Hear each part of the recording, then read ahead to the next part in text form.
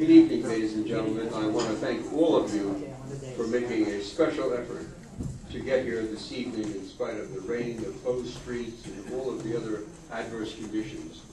It is an important meeting for all of us who are residents of Livingston and Short Hills. So we're going to try to cover the subject as widely as we can by the questions that you're going to ask. We have a brief presentation. As a matter of fact, we've compared this to a lady's miniskirt. It's going to be short enough to be interesting and long enough to cover the subject. With that,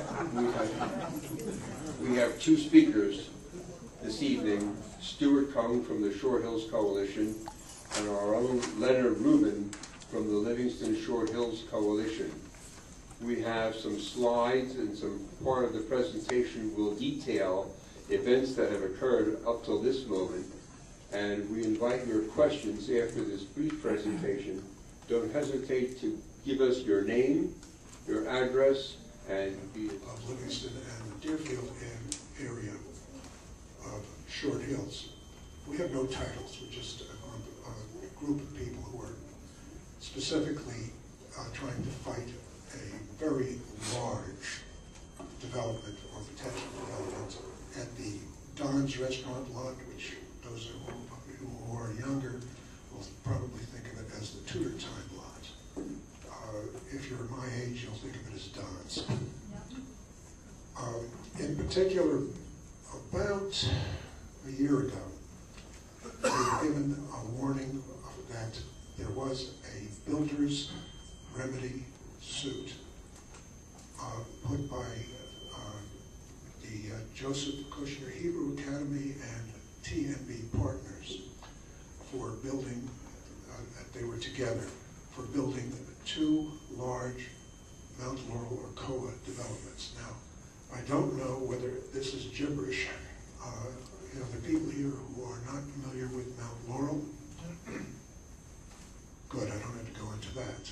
Mount Laurel and COA are essentially synonyms. Anybody here doesn't know what a builder's suit is? Sure, go into it. Okay. Let's see, what was the year? 1983, the Supreme Court of the State of New Jersey agreed that builders could present builders' remedy suits in support of COA to Bill Porter from Milburn's environmental expert. They no longer were going to be able to use the part of the territory which on the screen is to the right of that building, which is considered to be, quote, undisturbed territory. That particular area they gave up on. Then they came back this June when they had to and presented the plan showing this building. Now we can go ahead and Lenny, look. Can you point out what was on the side of the building too, to the right? Oh yes, to the right of that building is a cabana club. Do you see that other cabana? That's over here. Yeah. Good. Pool? Stay right. Yeah, pool. Pool. How Now, tall is the cabana? affordable housing associated with it. So are you saying that the project on South Orange Avenue is going to be bigger than that? Taller. Taller. Density's Taller. roughly the same. Density's roughly the same.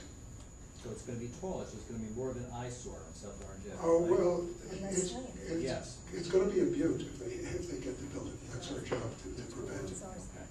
Sorry, the South Orange building is also 4 stories like this one, but This is taller? 4 stories and taller, yes.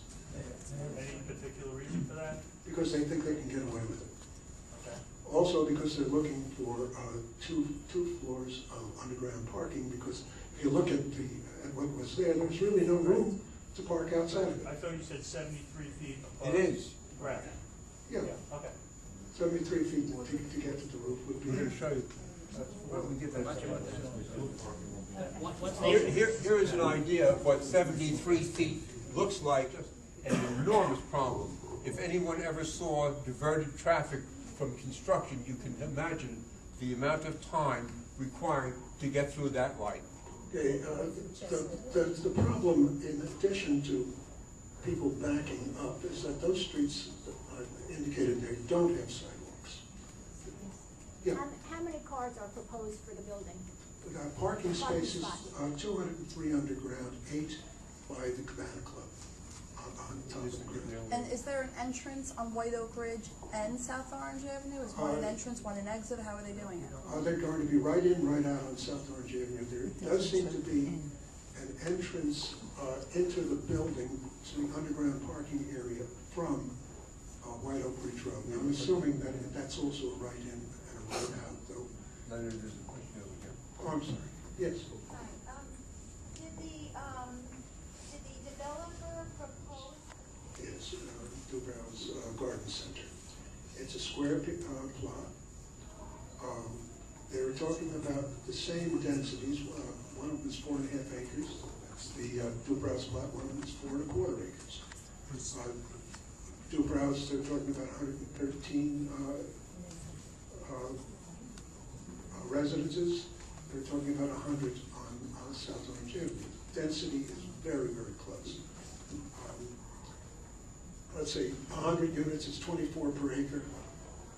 The green, which is Dubrow's, is 25 per acre. It's roughly the same thing. We've been through the fact that there is a traffic problem. There is no other road that I know of that's a 50-mile-an-hour road. Northfield, it's 40, which is pretty good.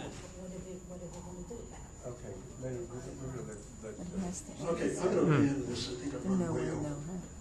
Yeah, well, let's stay on some of these charts. I mean, one of the things that was done. I think the microphone is you. You got it. Even now.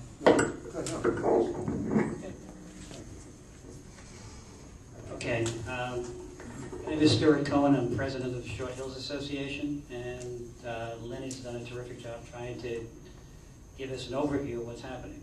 What is happening is that Livingston is really shoving to us.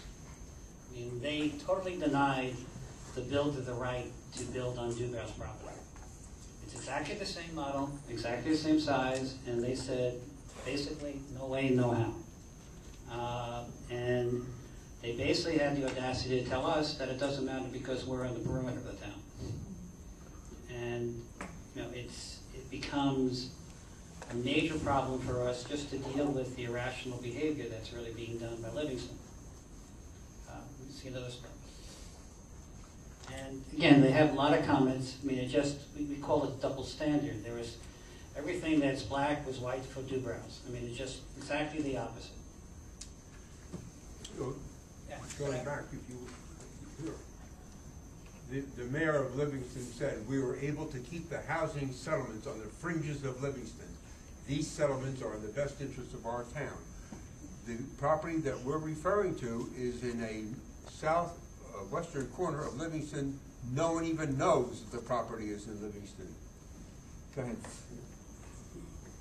Yeah, so let's go to the next chart. I mean, the thing that also should be really prominent is that these neighbors are neighbors of all of ours. They live in Short Hills and they live in Livingston.